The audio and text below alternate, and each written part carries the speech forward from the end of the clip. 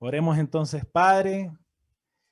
Te damos gracias porque tú eres omnipresente, porque tú estás en cada hogar, estás en nuestro corazón. Hoy podemos, Señor, ir a ti y pedir, Padre, que tú hables por medio de tu Espíritu Santo a nuestra vida. Señor, yo te pido que tú nos permitas dirigirnos, llegar a ese lugar donde estamos contigo, Señor, seguros, amados, donde pertenecemos a la familia de Dios. Señor, si es que tenemos duda en nuestro corazón, si hay incredulidad, yo te pido, Dios, que tú tomes todo eso, tú te lo lleves, Padre, y que tú comiences a afirmar nuestras convicciones. Señor, que tú nos permitas dar esos pequeños pasos de fe que necesitamos dar, Padre, para que podamos disfrutar de lo que tú tienes para nosotros. Yo te entrego este tiempo a ti, en el nombre de Jesús. Amén. Bueno, quiero partir contándoles la historia del pequeño Jimmy. El pequeño Jimmy nunca conoció a su padre. Eh, Cuando él tenía 12 años, bueno, la mamá de él eh, estuvo en la cárcel mucho tiempo. Eh, Salió en libertad cuando tenía él aproximadamente 12 añitos. La mamá había conocido un novio por ahí también medio, medio perdido en la vida, busca pleitos, etcétera. Se consiguieron un auto donde vivir. Ellos vivían en un auto y daban vueltas por la ciudad y llevaban al pequeño Jimmy en este auto. Y en un momento estuvieron un año así y a los 13 años lo abandonaron en el estacionamiento de una terminal de buses. Eh, Él, eh, tratando de buscar cómo alimentarse, hacer algún tipo de trabajo, en un momento va caminando por una calle, ve a un señor que estaba en su taller, en su casa, trabajando. Entonces él se acerca, le pregunta si él tiene algún trabajo para él. Él lo mira, lo ve, se da cuenta que en la situación en la que estaba prácticamente en situación de calle. Le dice, mira, esta cortadora de pasto, si tú me cortas el pasto, yo te puedo pagar 5.000 pesos a la semana. Bueno, está bien. Estuvo así 2, 3 semanas. Alrededor de ese tiempo, la esposa de este señor se da cuenta que este muchachito vivía en la calle. Entonces se acerca a él, le pregunta, le dice, ¿tú dónde vives? Entonces él con vergüenza le inventa algo, que vivía en tal lugar, pero ella se da cuenta que en realidad la situación de él era re complicada. Entonces lo invita a vivir con ellos en la casa. Y le dice, pero mira, quédate con nosotros. Y eso para el pequeño Jimmy fue tocar el cielo. Tenía un lugar donde podía comer, comida caliente, tenía un lugar donde darse una ducha también. eh, Algunas noches compartía con ellos, lo invitaban a sentarse para ver un programa en la televisión. Se sentaba con ellos en la mesa, pero siempre Jimmy con ese temor y esa angustia que en algún momento a él lo iban a echar de la casa. Pasó mucho tiempo, muchas comidas, muchas conversas, ¿sí? Para que el pequeño Jimmy se terminara de conversar. Todos pasaron meses en que este niño no deshizo su bolso, ¿sí? Les quiero contar otra historia, la historia de Frank. Yo sé que muchos de ustedes conocen a Frank. Frank lo abandonaron también de bebé, los papás lo dejaron en el estacionamiento de un convento, recién prácticamente de meses, en un convento de monjas. Eh, Él, como a los 2 años, tiene un accidente automovilístico. Esto le provoca serias cicatrices en su cara, en su cráneo. Eh, obviamente que los niños a esa edad, bueno, y después son muy crueles, se reían de él, le decían de todo, el monstruo del convento, Quasimodo le decían algunos. Y esto, por supuesto, que a él eh, lo hacía llorar en silencio, él se apartaba y él lloraba. Eh, Él creció, trabajó como albañil, los pesos que él se ganaba se los gastaba eh, en alcohol, terminaba él borracho por ahí, peleando con los tipos del bar, etc. Y creció Frank, y yo les voy a contar en qué termina la historia de Frank.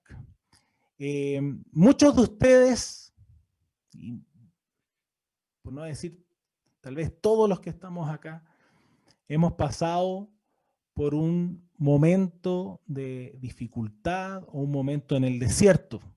El pueblo de Israel, cuando salió de Egipto, estuvo 40 años en el desierto. 40. Los que salieron de Egipto no fueron los mismos que entraron luego a la tierra prometida. Pasó una generación. ¿Se acuerdan que ellos estuvieron 40 años dando vueltas por el desierto? Y aquella generación que había visto cómo se abría el Mar Rojo, aquella generación que había visto la ley escrita en el monte Sinaí, aquella generación que había visto estos milagros poderosos en el desierto o las plagas de Egipto, había quedado atrás, le había tal vez contado a sus hijos lo que había ocurrido, pero ya sus hijos acostumbrados a estas historias, para ellos la realidad, para ellos era el desierto, ¿sí? Estaban acostumbrados a vivir en el desierto, habían nacido prácticamente en el desierto. Y la vida en el desierto no era una vida fácil, la vida en el desierto era una vida escasa, era una vida de dificultad, las cosas no abundaban. Estaba la porción que ellos necesitaban diaria, pero no había abundancia. Todo lo contrario, para ellos había incertidumbre. Ellos estaban, como ustedes ven en la foto, en un campamento, se movían de un lugar a otro. Ellos no estaban en casa, ¿sí? Ellos no estaban en un lugar fijo, ellos estaban a la deriva. Y nosotros podemos sentirnos así, podemos sentir que hemos, durante nuestra vida, hemos transitado por este desierto largo, que estamos cansados, que nos ha tocado sufrir, que hemos pasado por angustias, que hemos sido rechazados, que abundan los problemas en nuestra vida. Pero hemos llegado y nos hemos acercado al Señor. Yo los quiero invitar a que cantemos una canción. Hay una canción que a mí me gusta mucho. Vamos a pasar este formato para invitarlos a cantar.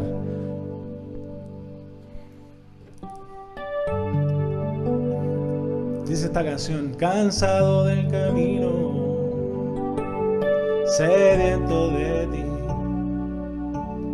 un desierto he cruzado, sin fuerzas he quedado y vengo a ti. Luché como soldado y a veces sufrí, y aunque la lucha he ganado, mi armadura he desgastado y vengo a ti. Sumérgeme en el río de tu espíritu. Necesito refrescar este seco corazón sediento de ti. Sumérgeme en el río de tu espíritu. Necesito refrescar este seco corazón sediento de ti.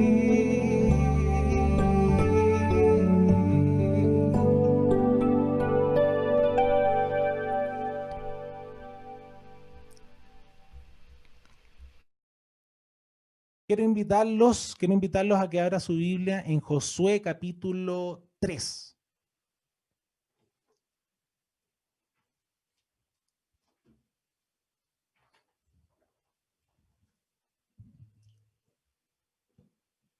Acuérdese entonces el contexto de esta historia. El pueblo de Israel había estado ya 40 años en el desierto. Moisés había muerto. Esta generación, cuando hablamos del pueblo de Israel, es una generación que estaba ya acostumbrada a estar en el desierto. Les hablaban de la tierra prometida, pero casi la tierra prometida era como esa utopía, como ese cuento, eh, eh, ese cuento de hadas casi, ¿sí? Puede ser que en algún momento algo así ocurra, ¿sí? Dice Josué capítulo 3, Josué se levantó de mañana y él y todos los hijos de Israel partieron de Sittim y vinieron hasta el Jordán y reposaron allí antes de pasarlo. Y después de 3 días, los oficiales recorrieron el campamento y mandaron al pueblo diciendo: cuando veáis el arca del pacto de Jehová vuestro Dios y los levitas sacerdotes que la llevan, vosotros saldréis de vuestro lugar y marcharéis en pos de ella, a fin de que sepáis el camino por donde habéis de ir, por cuanto vosotros no habéis pasado antes de ahora por este camino. Pero entre vosotros y ella haya distancia como de 2000 codos, no os acercaréis a ella. Y Josué dijo al pueblo: santificaos, porque Jehová hará mañana maravillas entre vosotros. Y habló Josué a los sacerdotes diciendo: tomad el arca del pacto y pasad delante del pueblo. Y ellos tomaron el arca del pacto y fueron delante del pueblo. Entonces Jehová dijo a Josué: desde este día comenzaré a engrandecerte delante de los ojos de todo Israel, para que entiendan que como estuve con Moisés, así estaré contigo. Tú pues mandarás a los sacerdotes que llevan el arca del pacto diciendo: cuando hayáis entrado hasta el borde del agua del Jordán, pararéis en el Jordán. Y Josué dijo a los hijos de Israel: acercaos y escuchad las palabras de Jehová vuestro Dios. Y añadió Josué: en esto conoceréis que el Dios viviente está en medio de vosotros y que él echará de delante de vosotros al cananeo, al eteo, al heveo, al fereceo, al jerjeseo, al amorreo y al jebuseo. He aquí el arca del pacto del Señor de toda la tierra pasará delante de vosotros en medio del Jordán. Tomad pues ahora 12 hombres de las tribus de Israel, uno de cada tribu, y cuando las plantas de los pies de los sacerdotes que llevan el arca de Jehová, Señor de toda la tierra, se asienten en las aguas del Jordán se dividirán, porque las aguas que vienen de arriba se detendrán en un montón. Y aconteció cuando partió el pueblo de sus tiendas para pasar el Jordán, como los sacerdotes delante del pueblo, llevando el arca del pacto. Cuando los que llevaban el arca entraron en el Jordán, y los pies de los sacerdotes que llevaban el arca fueron mojados a la orilla del agua, porque el Jordán suele desbordarse por todas sus orillas todo el tiempo de la siega, las aguas que venían de arriba se detuvieron como en un montón bien lejos de la ciudad de Adán, que está al lado de Zaretán. Y las que descendían al mar del Arabá, al mar salado, se acabaron y fueron divididas. Y el pueblo pasó en dirección de Jericó. Mas los sacerdotes que llevaban el arca del pacto de Jehová estuvieron en seco, firmes en medio del Jordán, hasta que todo el pueblo hubo acabado de pasar el Jordán y todo Israel pasó en seco. Fíjese en este detalle. Esta es una foto del río Jordán hoy. Dicen los expertos que el río Jordán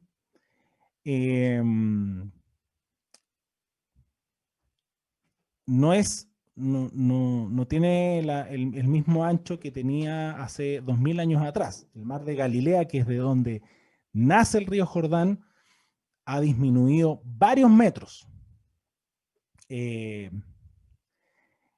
dicen los expertos que el dato que tenemos en el versículo 15, dice entre paréntesis, hay una aclaración ahí del autor, porque el Jordán suele desbordarse por todas sus orillas todo el tiempo de la siega. Y cuando habla del tiempo de la siega, es el momento en que el monte Hermón, que está al norte del mar de Galilea, es una montaña grande, usted la ve y es parecida al, no es lo mismo, pero muy parecida a la cordillera de los Andes que nosotros tenemos así, uno la ve bien alta con los nevados arriba, vienen los deshielos y el Jordán se desborda. En esa época, dicen los expertos que el Jordán tenía un ancho durante el año de entre unos 30 a 40 metros. Pero cuando venía el tiempo de la siega y el Jordán se desbordaba, podía alcanzar en algunas partes hasta 1,5 kilómetros. O sea, estamos hablando de, en algunos lugares, mucha distancia. O sea, 1,5 kilómetros. Si usted se pone a pensar, los que trotan, por ejemplo, claro, los que trotan ya hacen 10K, tal vez 1,5 kilómetros no es nada, pero yo, por ejemplo, que no troto nada, yo me acuerdo que una vez traté de trotar 1 kilómetro y casi me desmayo. En mi caso, yo no troto nada, pero 1 kilómetro es mucho. Pero el asunto es que, si usted pone atención, ellos estaban en el momento de la siega y el Jordán estaba en su clímax, ¿sí? Descendía bravamente. Y fíjese en otro detalle.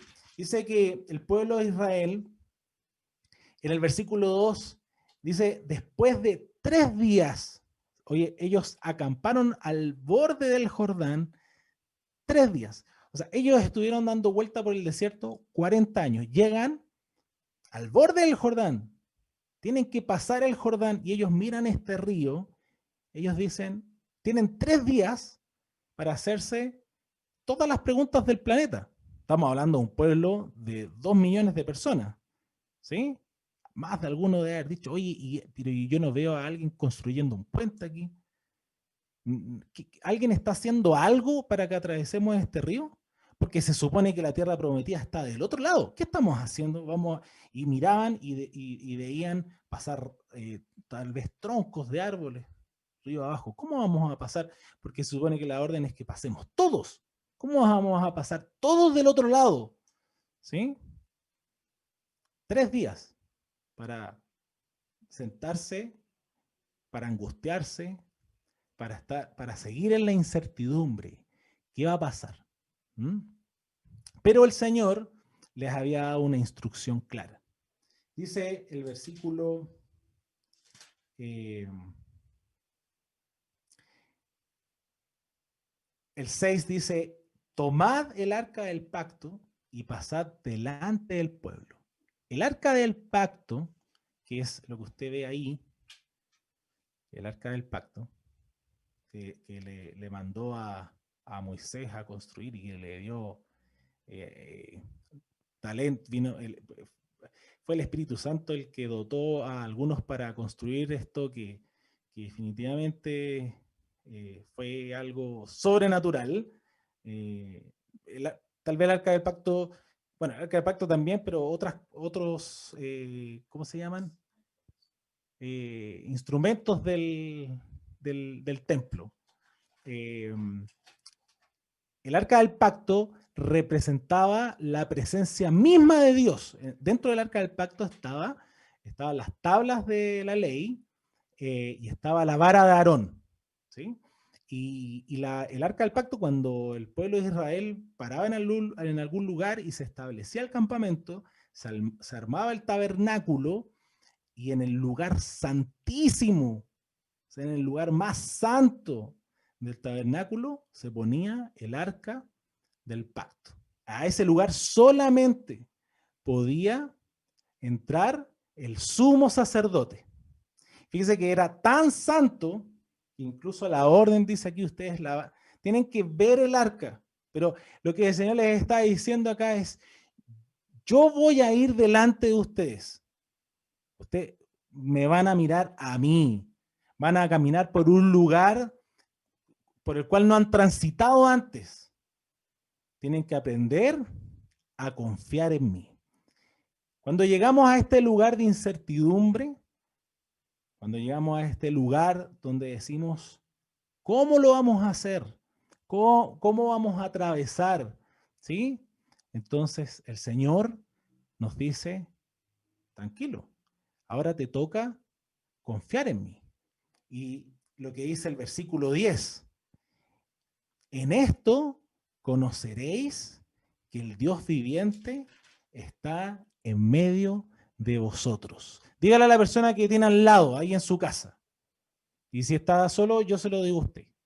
Dígale, en esto conoceréis que el Dios viviente está en medio de vosotros. En esto conoceréis. ¿Qué cosa? ¿Qué va a pasar? ¿Qué va a pasar? Yo creo invitar a que cantemos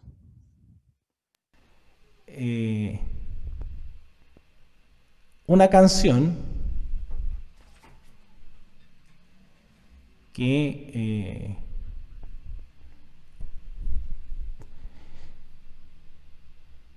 yo me acuerdo que la escuchaba, lo escuchaba a mi papá cantarla cuando yo era pequeño. Uno cuando es pequeño en realidad no tiene noción de los problemas de la vida. Uno vive resguardado de ciertas cosas. Uno ya de grande comprende que atravesamos como familia momentos de incertidumbre, de dificultad. Y hay una canción que yo sé que usted la ha escuchado en algún momento en distintas partes, tal vez en muchas partes, yo también la he escuchado en muchas partes, pero yo la escuchaba a mi papá cantar. Más de una ocasión lo escuché cantar y quiero que la cantemos juntos esta tarde. Y dice más o menos así. Puedo confiar en el Señor que me va a guiar. Puedo confiar en el Señor que no va a fallar. Si el sol llegara a oscurecer y no brille más, yo igual confío en el Señor que no va a fallar y puedo descansar,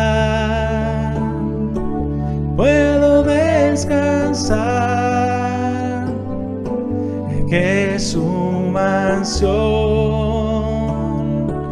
Cristo me dará. Si el sol llegara a oscurecer y no brille más, yo igual confío en el Señor que no va a fallar.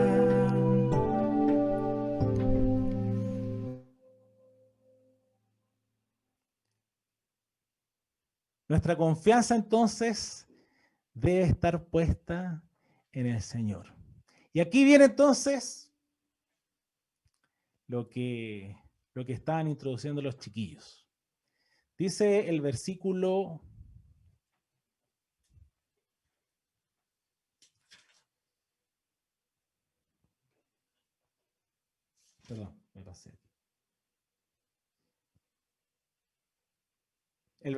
13. Y cuando las plantas de los pies de los sacerdotes que llevan el arca de Jehová, Señor de toda la tierra, se asienten en las aguas del Jordán. Las aguas del Jordán se dividirán. ¿Sí? Algunos, los que vienen del extranjero, tal vez se encontraron que en Chile ocurría el siguiente fenómeno, cosa que en otras partes del mundo no pasa, que aunque sea verano y haga mucho calor, uno tiene que hacer, antes de meterse a una piscina, antes de tirarse un bombazo a una piscina, uno tiene que hacer un testeo antes, ¿sí o no? O usted va a la playa, por ejemplo, y antes de usted capear una olita, lo que sea, usted se para en la orilla de la playa y usted mete el dedo gordo en el mar, ¿sí o no? Porque usted le toma la temperatura al agua. ¿Y qué pasa? Y usted se da cuenta que el agua está congelada. Y eso pasa en Chile nomás. Eso no pasa en otra parte del mundo. Solamente en Chile usted se podría congelar en verano tirándose un piquero. Y algunos en realidad tienen la valentía de, sin tomar la temperatura del agua, llegan y se tiran el piquero. Prefieren eso. Terapia de shock. Algunos no. Algunos van de a poquito. Algunos son más aprensivos. ¿Sí? Meten el dedo, van metiendo de un dedo, otro dedo. Pero fíjese que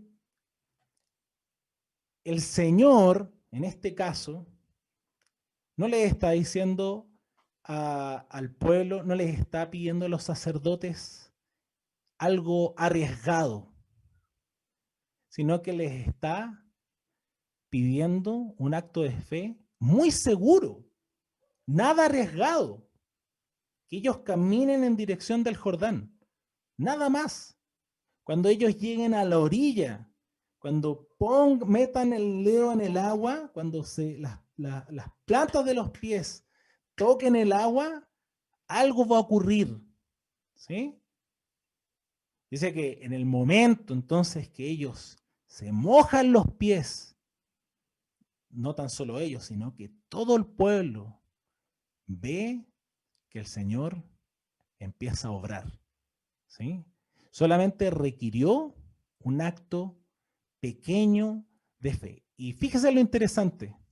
Dice que el agua del Jordán se detuvo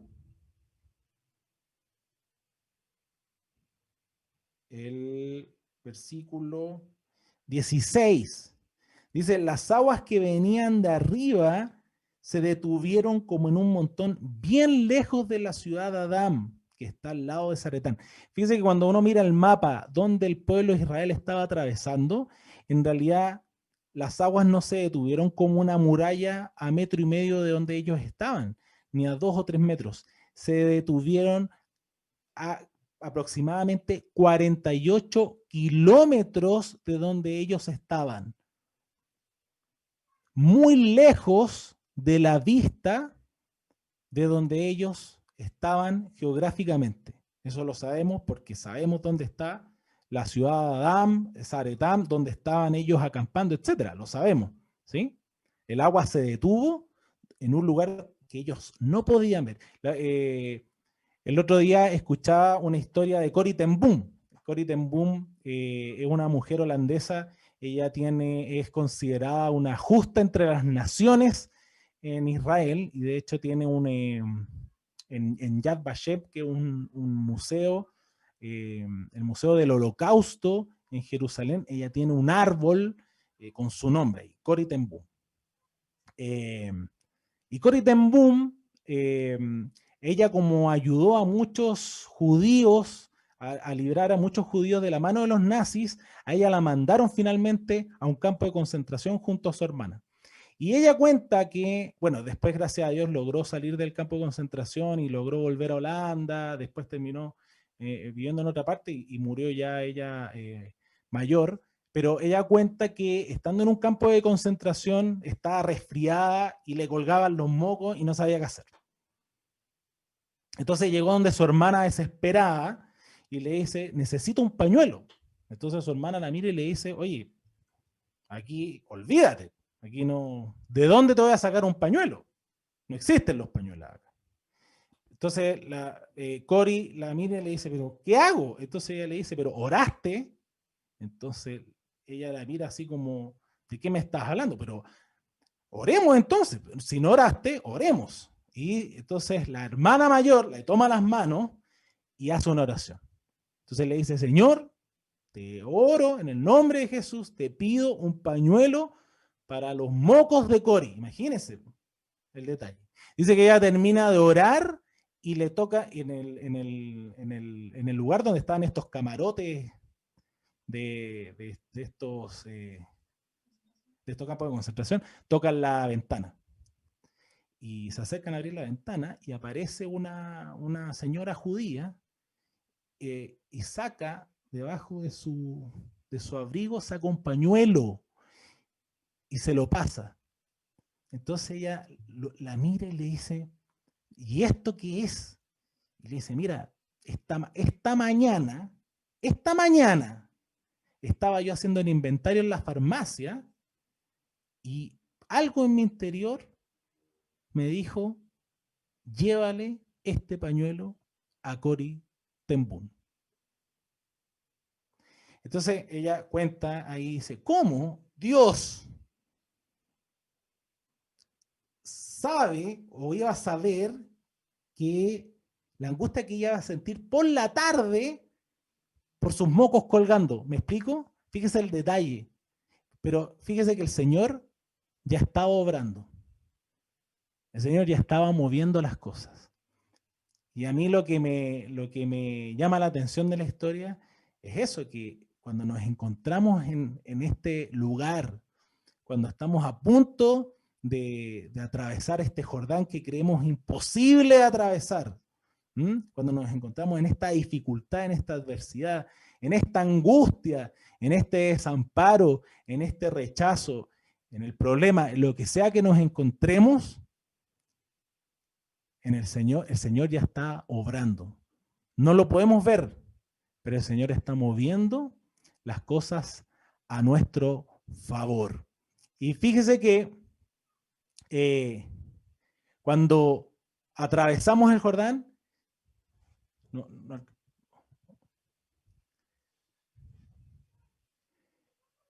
cuando atravesamos el Jordán, el pueblo de Israel, en este caso, en especial, atravesaron el Jordán en seco. Cada uno de ellos, el más débil, el más viejo, los jóvenes, todos atravesaron el Jordán. Hay una canción que me gustaría cantar con ustedes y los quiero invitar a abrir el Salmo 40. No le voy a escribir la letra, pero para que usted abra el Salmo 40. ¿Todos tienen el Salmo 40?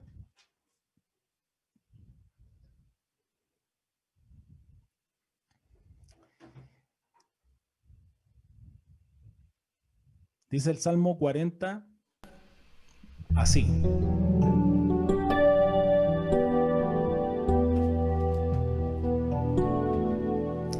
Pacientemente esperé al Señor y Él se inclinó a mí.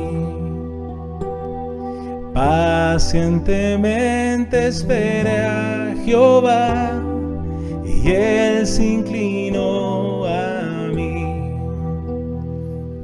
Me hizo sacar del pozo de la desesperación, del lodo cenagoso,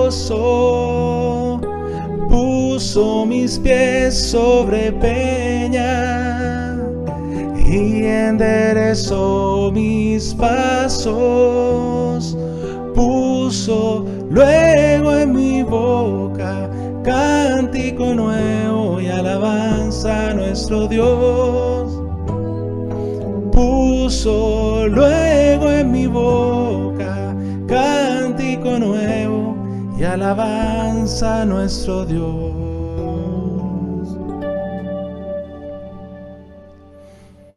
El Señor tiene el poder de hacernos atravesar la dificultad, de sacarnos del lugar de donde estamos y poner nuestros pies en tierra firme. Nuestra certeza está, y ponga atención a esto, en la cruz de Cristo. Y aquí está esta cruz, aquí está la cruz de Cristo. Usted está viendo delante de usted un Jordán gigante que no puede cruzar. Yo le cuento que el Señor Jesús ya lo hizo por usted. Usted ve una corriente brava, terrible, con temor a que se lo lleve a usted. Bueno, el Señor Jesús ya lo hizo. El Señor usted ya lo puso en tierra firme. ¿Sí? El Señor usted lo tiene en su mano. Dice Romanos 8, 38, 39, por lo cual estoy seguro de que ni la muerte, ni la vida, ni ángeles, ni principados, ni potestades, ni lo presente, ni lo porvenir, ni lo alto, ni lo profundo, ni ninguna otra cosa creada nos podrá separar del amor de Dios que es en Cristo Jesús, Señor nuestro. Dígale a la persona que está al lado suyo, dígale, mírate, mírate, mira tu túnica. Tu túnica no está ni mojada, no tiene ni barro. Mírate, mira tus sandalias, tampoco. Tus sandalias están secas. No hay pecado en tu hoja de vida. No hay culpa. Has pasado en seco el Jordán. Puedes pararte ahora del otro lado de la orilla porque el Señor paró las aguas por ti. Ahora el Señor nos da todo lo que necesitamos para adquirir la promesa, para habitar la tierra prometida. ¿Mm? Nada nos puede separar del amor de Dios. Les cuento, ¿se acuerdan del pequeño Jimmy? ¿Se acuerdan de la foto del pequeño Jimmy? Bueno, les cuento que el pequeño Jimmy finalmente desempacó su bolso, se quedó con este matrimonio, fue al colegio, se educó, tenía un talento nato por la música y él se convirtió en un cantante hoy famoso de música country. Ahí usted ve al pequeño Jimmy. Y bueno, álbumes que tiene él de música country famoso. ¿Se acuerda del pequeño Frank? El pequeño Frank, él, si algo que tenía claro, dentro de toda su dificultad y las burlas que él sufrió y todo este desprecio y este rechazo, él sabía que si para algo era bueno, era para jugar fútbol. Y se convirtió en uno de los mejores jugadores de fútbol de los últimos tiempos. Incluso en los tiempos de Messi y de Ronaldo, ganó uno de los premios de mejor jugador de Europa, subcampeón del mundo, ganó una Champions League. Bueno, algunos ya conocen de sobra el palmarés de Frank Ribéry. Imagínense que si estos hombres, sin haber conocido, bueno, Frank Ribéry, él conoció a sus papás biológicos después, los perdonó por haberlos abandonado. El papá, que trabajaba en una construcción, le pidió que renunciara a su trabajo para que fuera uno de sus representantes. Pero usted le ve ahí las cicatrices que él tiene de niño. Fíjese que si estos hombres que simplemente pusieron su confianza en su talento, salieron adelante, ¿cuánto más cada uno de nosotros que tenemos al Señor Jesús, que fuimos comprados por sangre, ¿sí? Con la sangre de Cristo. El Señor nos ha dado un futuro, nos ha dado una esperanza. Hay un salmo que a mí me gusta mucho, que es el Salmo 60, yo creo que ustedes se han dado cuenta que es el Salmo 62. Y yo los quiero invitar a que cantemos el Salmo 62 y oremos y le damos gracias al Señor por esas promesas que tenemos en Él, porque el Señor nos ha dado el Señor nos ha sacado de esa angustia, nos ha sacado de ese rechazo constante. El Señor nos ha puesto en una familia y el Señor no nos va a rechazar, ¿sí? El Señor nos ha traído hasta acá, pero para llevarnos adelante. El Señor es fiel a su palabra. No debemos tener temor de que en algún momento el Señor no... Porque claro, uno le falla al Señor, porque uno se equivoca, pero el Señor es fiel. El Señor permanece fiel. Así que yo les invito a que usted, si no lo ha hecho, si usted no se ha mojado los pies, usted le crea al Señor. Es un acto que no es arriesgado, ¿sí?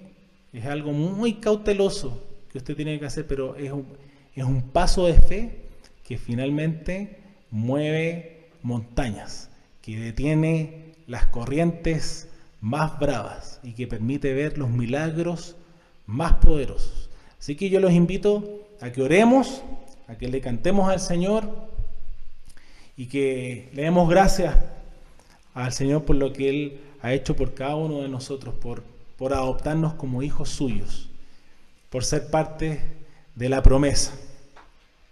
Padre, te damos gracias porque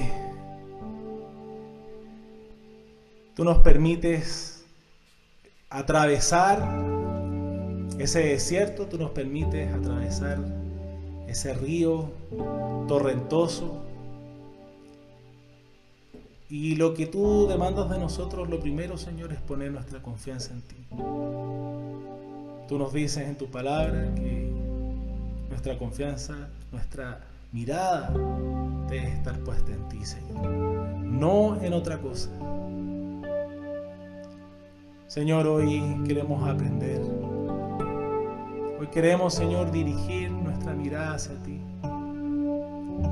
y decirte, Señor, hay tanta desconfianza en mi vida, hay tanta incredulidad. Me cuesta, Padre, acercarme a ese río para mojarme los pies, para dar ese paso de fe, Señor. Porque creo o pienso que tú me vas a rechazar. Entonces estoy ahí, Padre, dudando. Me acerco, no me acerco. Creo en ti, no creo en ti. Formo parte de esta familia, no formo parte. No quiero sufrir, papá, lo que he sufrido. No quiero pasar por este rechazo que he pasado una y otra vez. No quiero ser rechazado de nuevo, Señor. Señor, pero hoy entiendo que tú moriste por mí en la cruz. Que tú ya tienes todo dispuesto para que yo pueda atravesar ese Jordán en seco. Y pueda Dios dirigirme a mi casa, a esa tierra prometida, Señor. Y pueda descansar. Si no he llegado a casa, Padre, hoy tú me haces la invitación. Y si usted no le ha hecho esa invitación al Señor, yo le invito a que usted hoy le diga: Señor Jesús, te necesito. Yo quiero que tú seas mi Señor, mi Salvador. Y reconozco que tú moriste en esa cruz por mí. Que tú perdonaste todos mis pecados. Que tú me haces una nueva criatura. Señor, tú afirmas mis pasos. Eres tú, Señor, en quien está puesta mi confianza. Tú eres mi refugio. Tú eres mi sostén. Mi alma está callada ante ti.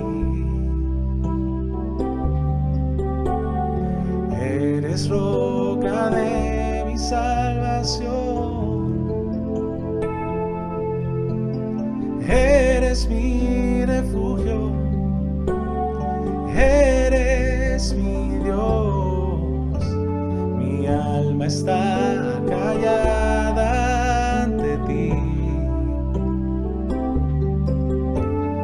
Eres roca de mi salvación, eres mi refugio, eres mi Dios, alma mía, solamente en Dios reposa, es mi esperanza, reposa,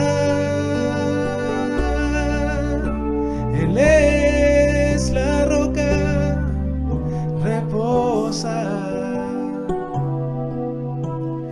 mi refugio, mi Señor, reposa, alma mía, reposa, Él es la roca, reposa, mi refugio, mi Señor Jesús.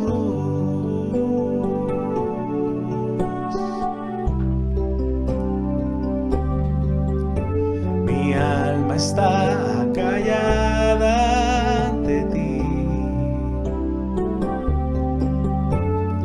eres roca de mi salvación, eres mi refugio, eres mi Dios, alma mía, solamente en Dios reposa, es mi esperanza, reposa, Él es la roca, reposa, mi refugio, mi Señor, reposa, alma mía, reposa, Él es la roca, reposa, mi refugio, mi Señor Jesús. Padre, eres tú el único que trae descanso a mi alma. Eres tú el único Dios, el que le da un sentido a mi vida, un propósito. Eres tú, Señor, el único que no me va a rechazar nunca más. Y yo te doy gracias, papá. Yo te doy gracias, Señor, por pertenecer a esta familia. Te doy gracias, papá, porque solo demanda de mí creer en ti, Señor. Padre, a ti te alabamos, a ti te exaltamos y toda la gloria es para ti. En Cristo Jesús. Amén.